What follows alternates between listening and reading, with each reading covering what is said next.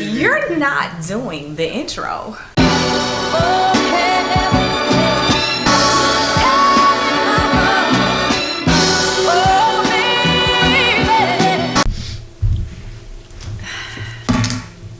Okay, babe. You want to look at yourself? I see myself. You want to look at yourself? Yeah. Okay. You need to see me? I'm a narcissist. No, you're not. Should I plug the vodka? Nah. Hell no, they're not paying you. Babe, this feels rapey. That dress feels a little cover up.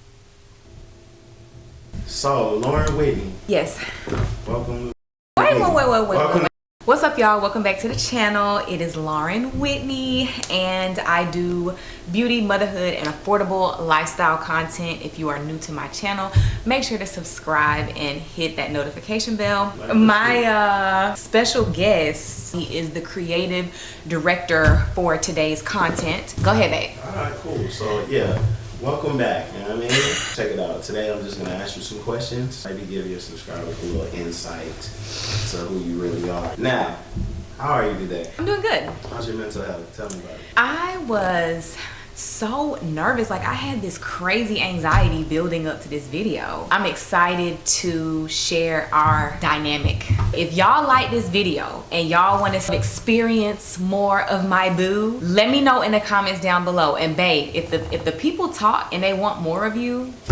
So today is Valentine's Day, and what is Valentine's Day to you? Valentine's Day to me is pastels, hearts, red, pink, white decor. No, like, that's seriously what Valentine's Day is. That's what it is the Valentine's Day section at Target. We didn't do anything today or have plans. Am I a terrible husband? No. Valentine's Day, we kind of take a break. How long will we date? Before what? I didn't say before anything. Sound like shady. No, what's shady is our dating story. But I'm gonna share that with y'all in another video when we get to know each other a little better. We got married after dating for 7 years, and our children were born 2 years into our marriage. Oh yeah, we got married because what are we waiting for? I mean, I know you, you know me. So how long would you advise a couple or newlywed couple to wait before having children?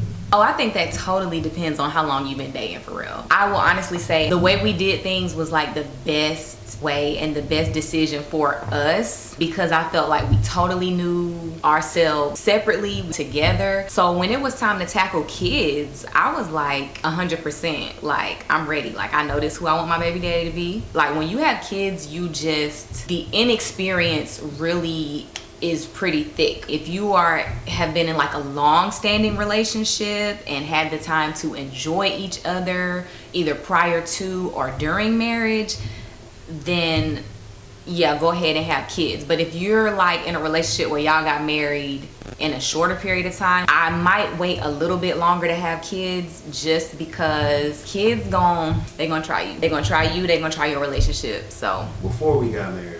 Mm-hmm. What would other women say pertaining to us? Because you look back on it and say, that's hate. What jumps out in my mind, it's the same statement. It was just said a number of different ways, but it was basically like, he's never gonna marry you because you giving him everything that comes with a wife up front. Describe our dating relationship. Our dating relationship was really fun. So I'm gonna tell y'all quick little story time. I'm gonna make it real quick. We met each other in college, and at that time it just wasn't the best time, but I was like hella thirsty. But the second go round, I was kind of friend zoning it, but Devin was like actively dating me. I felt courted when we were dating. It wasn't like a whole lot of pressure as far as like an end goal. We were just kind of like enjoying each other. I had to describe you in one word. You were definitely the example. So what was the best date you ever had? My favorite date, like anytime MJQ was involved. So we live in Atlanta. There's this spot downtown, like where is that, like Ponce? So anytime we went to MJQ, it was just always a vibe. I always knew I was about to let you smash. Oh yeah? It's like one of them spots like you can make out in. It was just like so boyfriend and girlfriend-y. That's a fact. Were you raised in a home with both of your parents? Partially. They are not still together. They split up because of infidelity. How did it affect you at that age? So I was 12 years old. Daddy's girl. Daddy can do no wrong.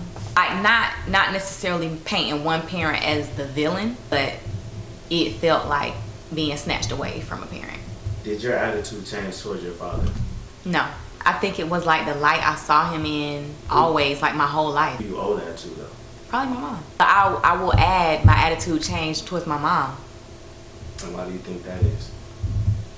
Because at the time, and maybe my age had a lot to do with it, but she was protecting my dad, not giving me too much information. It was just, he was gone and I was living in the house with her. So, I mean, obviously who's gonna get the brunt of that frustration? The parent that I'm living with. How do you think your mom was feeling at the time? Oh my God, like just completely shattered, broken.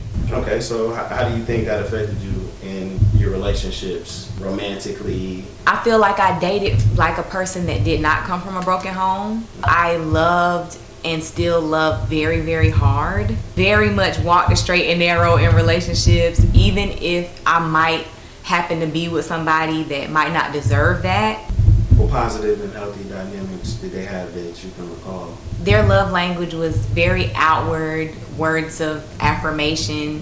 Kind of touchy-feely, but still appropriate, if you know what I mean. Like they weren't afraid to show each other affection. I mean, as an adult that now has my own family, I'm very thankful to have them as an example, because the way they handled it, I mean, with everything that went down, and now that I know what went down, which I didn't know until I was a full-grown adult, this is getting heavy. That's something I admire about you and what Yeah. your mom did. How they still cool. Yeah, they still cool. We didn't even get into that, but a lot of times in relationships, infidelity happens before marriage, cheating. yeah. You know, a lot of people can't get past that, and they handle it like high schoolers. Who is that hoe? And like, Yes. You know what I mean? I'm sure there's been times where I felt like, who is that hoe? But my mama ain't never been that chick, and I think that even that is like nah, it's just not cool. Like, keeping your composure to me as a woman is not just about letting the BS slide, but it's just like maintaining a certain level of dignity. Again, that's just the light that I hold my mother in. Her actions just taught me, like, you don't just accept everything, but you don't have to like humiliate yourself in the process. I was actually in a relationship one time where a guy felt disturbed that I wasn't that girl. Like, he wanted a girl that would show out on him. Are you happy with who you surround yourself with? Yes. How good are you at reading people from 1 to 10? And I would say I give myself a 7. I still have a couple of people that slip through, but I catch it quick. Okay, so how did you fall out with some of your previous close friends? And how has that affected you? I had like a core group of friends. Not necessarily in the same group, but like few girls that I associated myself with, probably from like teenage years through like my college years, right? So we fell out during a pivotal time in my life. Like, it was a very significant moment of transition. That's what we'll say. Once it took me like a whole year to like process and heal from that traumatic experience. After a year of processing, I think I was way more mad at myself than I was with them. I let a lot of shit slide leading up to that pivotal moment in my life. Like, to be honest, ways should have been parted.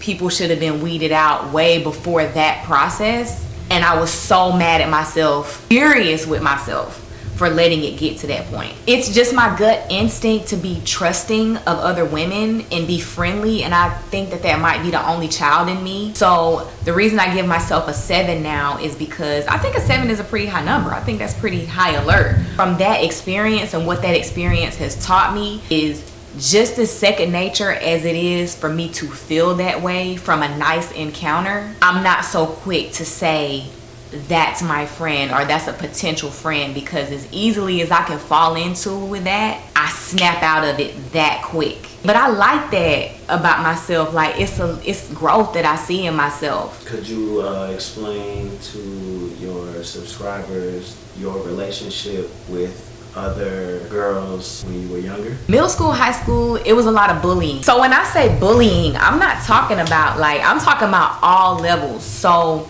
from a close friend relationship, I mean, like, we're close, But there are moments that I'm with you and I start to question our friendship.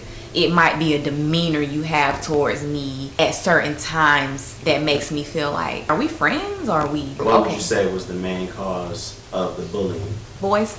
I would say younger, it was more like, oh, you got a new jacket, who you think you is type stuff, like elementary school. But as we start to grow and get into boys, it mainly was surrounded by boys. It was a lot of boy stuff even within my adult friend relationships that just was never said. Okay, with that being said, what fears linger in your mind for our girls as they get older? Yeah, I definitely have like a fear, especially like when I see how they interact now, their innocence. I mean, we kind of live in a culture where people try to promote, oh, let's build up our sister and stuff like that, but it don't really be like that for real. My favorite Drake line, and you know I say it all the time. What's that? tell Champagne Poppy what your favorite line is. To show me pictures of they friends just to tell me they ain't really friends. I was like, Drake knows. Like, we all live in the same life. She probably ain't even say these ain't really my friends. She showed her friends and then she started talking shit about them. That resonated with me so deep. Cause even I've been that girl. Tell me, yes. Tell me I ain't never introduced you to somebody, whether it be in person or just saying, hey, this twin.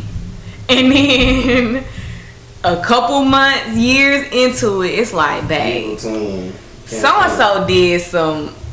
Alright, where would you like to travel this year, ideally, as a couple with no kids? Ooh, Vegas. We about to get that MJQ in Vegas. You sound crazy. Alright, with the kids. Something mellow. I just want to take them to the sand, get a little tent, sit out there, chill. Snacks, picnic basket. I just want to really kick it with them on the beach. And what is your ideal way to spend a vacation? Are you like chill? That's, you know what I mean? If we do something, we do something. Yes. Are you our itinerary? Wake up Dev? I'm definitely a chill, no itinerary, but we bringing the fits. The fits are coming. What movies remind you of us? Movies? Yeah, like everything stops, we glued to. Oh yeah, we glued. Jackie Brown, The Crazies, Tenet. Favorite movie or TV show as far as background noise? Fatal Attraction. You got that as background noise? Yes. And yeah, The Golden Girls, yeah, TV show. Okay. Out of all your strengths and qualities, which would you say I was envious of? I would think it would be, you like how I just know you jealous of me? Right, like there's like 10 or something. Y'all, he is so jealous of me. My ability to not necessarily overthink. Like, I'm just like, come on, babe, let's just do so-and-so. Like, no thought process whatsoever. Like, my spontaneity, I guess you would say. My ability to doze off at any moment. I could literally fall asleep sitting right here in this chair. At what time are you most yourself? I was about to say, I feel like I'm myself all the time, but the best version of myself is probably when I'm out being social. No filming, no pressure, just get dressed. I love to get dressed up, and I feel like I've always been my best self in like social settings. If you could have a lifetime supply of any food, what would it be? Popcorn. Worst dating experience? I went out on a date that this dude I was dating in college, and it was like for my birthday or something like that, and it was just the worst dating experience. Like, he was walking ahead of me, he didn't open my door. It felt like such a chore for him to even take me somewhere. It was just really no effort, no thought. Let me just take this hoe to Applebee's so she can leave me alone. That was like the worst date I probably had ever been on. What is your most embarrassing story about being sick? Me and Dev had just started dating, like, seriously. Like, we was like boyfriend, girlfriend. And like just a handful of days in, boyfriend, girlfriend on top of that. And I got really sick, like nauseous sick. So y'all know what I was thinking. Like, aside from that looming fear that comes with nausea, experiencing that with somebody that I had just started getting serious with, he came over like to see about me and just kind of give me some emotional support. And y'all, it was like coming from both ends. Like, not to be too graphic, but and this man showed up with McDonald's, not for me because I couldn't eat nothing, but like he brought himself some food over here and literally came and babysat me. And I'm like, bro, I like you. I need you to go home. Like, I am at my lowest point. I don't want you to see me like this. I'll let you know how all this pans out. But that was so embarrassing, but it was really sweet though that you stayed with me. Yes or no? Did you ever have a whole phase? No. I wish I did. I'm gonna do this part where I relate it to music, right? All right. And you're gonna tell the viewers, okay, you know, where your head was during that time. He got a bag. Why do you have this? Tell me about what was going through your head. You said you didn't have a phase. Obsessions was going on at that time. Can't talk about it. Obsessions in ATL. East side? East side. East side. Was you single? You was in the picture. A little bit. It was turning up. I was getting pretty intoxicated. Ooh. Last train to Paris. Yesterday I fell in love. Today feels like my funeral. Hurt. Hurt. Emancipation of Mimi. That was about you. That was about their phase 1. House of Balloons. Where you was at? I was where he was at. Phase. Rank your level of twerk from 1 to 10.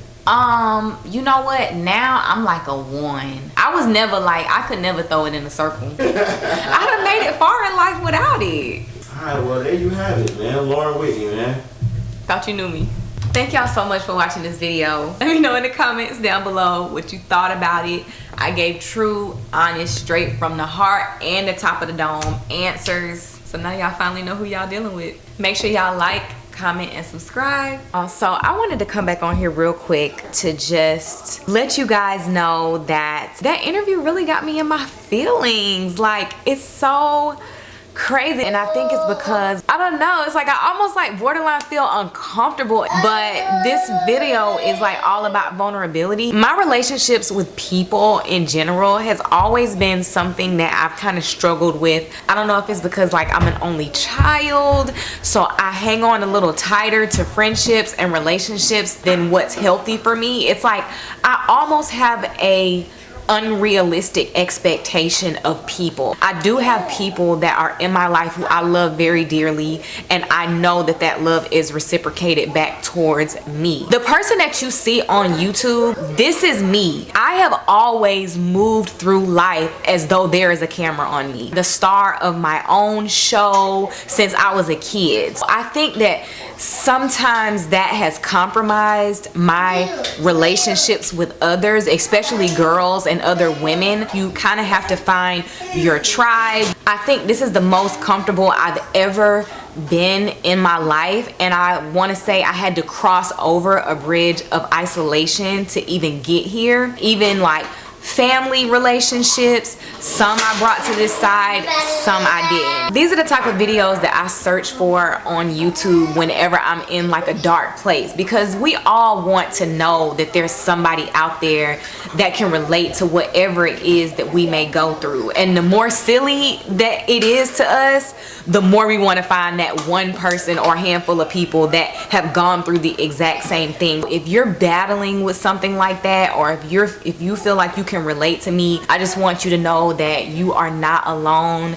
And I wanted to say to my husband, thank you so much for doing this video with me, and it was very thought-provoking. It just makes me so grateful for who I choose to surround myself with. It sounds crazy, but even this is such a safe space for me, because I feel like the people who hit subscribe, you're here because you actually want to be here. I just feel grateful that I'm in a healed enough place to take advantage of a space like this. I've always wanted to be this, what you see in front of this lens right now, and I'm really grateful that I am living in a time where I can do that. I appreciate y'all so much for watching this video. Make sure to subscribe if you liked it and you want to see more of my content, and I will see y'all next week. This is the intro right here, draw the music right here. Okay. Would you be a guest or like a crew member? A crew member? Damn. Dang, it's a shame you're not on camera. You look good. I know. Don't say his name on my channel. That's your business. Vegas! Wow. That's one I would skip. Why you make me feel so unconfident? That's the problem, right? That's the problem.